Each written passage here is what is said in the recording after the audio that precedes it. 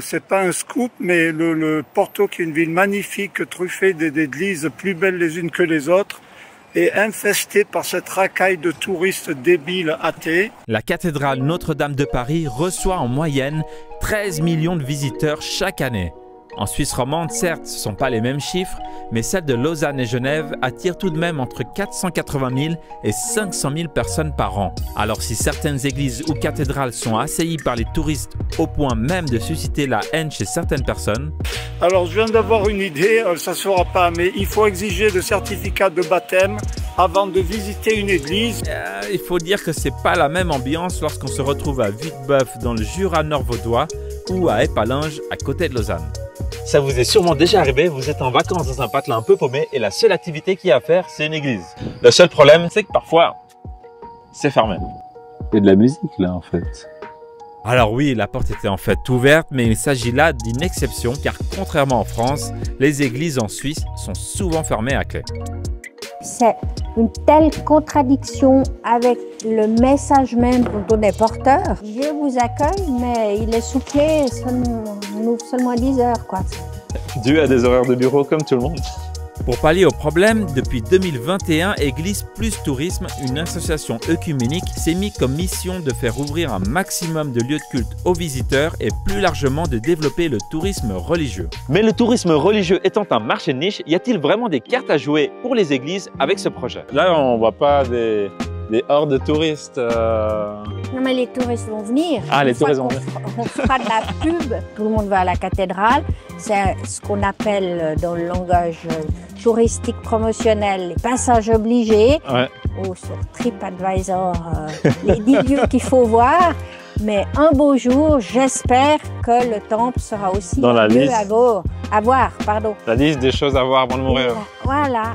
Si vous atterrissez à Genève, dans la liste EasyJet. Ah oui, il faut manger une fondue ici. Voilà, je crois bien. Donc, si on peut ajouter, et en face, il y a le temple. Déjà présente en Suisse alémanique, Église plus Tourisme va développer à Genève ses premiers projets romans, avec l'ouverture prochaine de 3 temples, dont celui du Petit Saconnet. C'est fermé, vous voyez cette magnifique porte.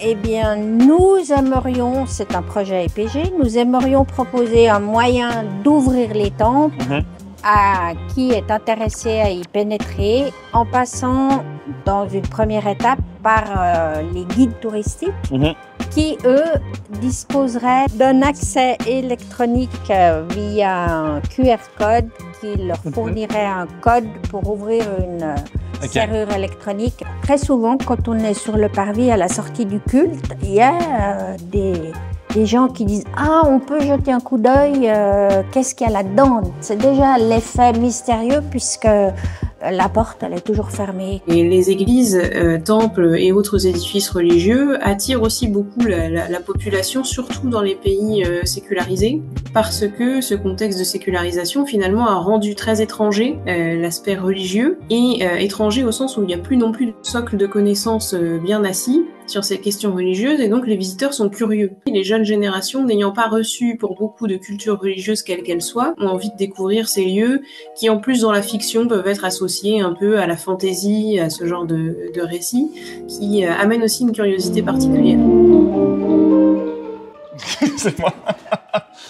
Ah, c'est ça de laisser les portes ouvertes, hein, les gens ils rentrent. Vous avez des contacts avec les touristes quand ils passent ici ou... Ils montent comme moi jusqu'ici pour regarder ce que vous faites. Ça arrive, Faire ça un selfie arrive. avec vous. Non, non. Du coup, elle est toujours ouverte cette église, hein. Elle est toujours ouverte, ouais. Enfin, toujours. Entre 8h et 20h le soir.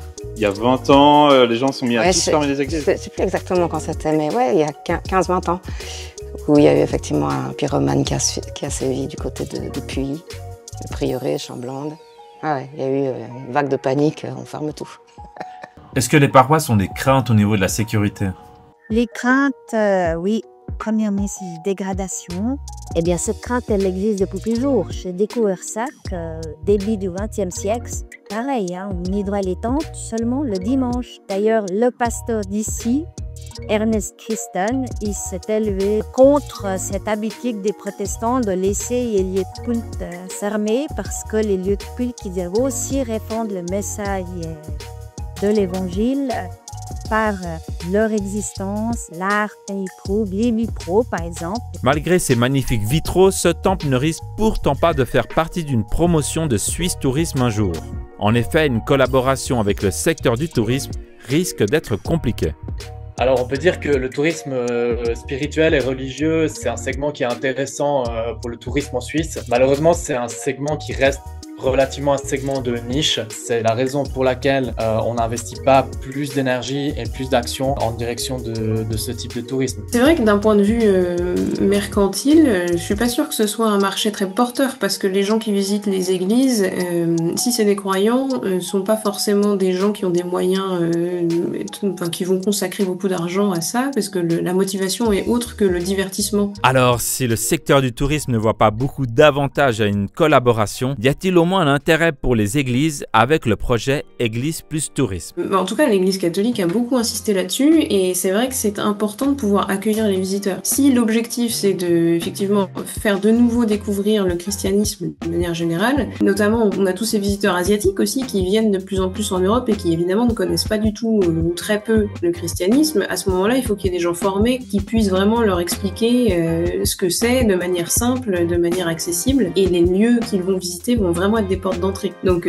oui, si on se place du point de vue d'une église, c'est jamais perdu et c'est jamais perdant. Est-ce que vous pensez qu'il y a un obstacle? Disons que c'est le temps. Il faut beaucoup de temps. Je suis toute seule et puis je m'efforce de convaincre peu à peu, à petits pas. On m'aurait plus découragée, mais moi je me décourage pas parce que je suis intimement convaincue que l'église a besoin de s'ouvrir. Tout le monde le dit, l'église doit s'ouvrir et tout. Maintenant, il faut faire des actions d'ouverture.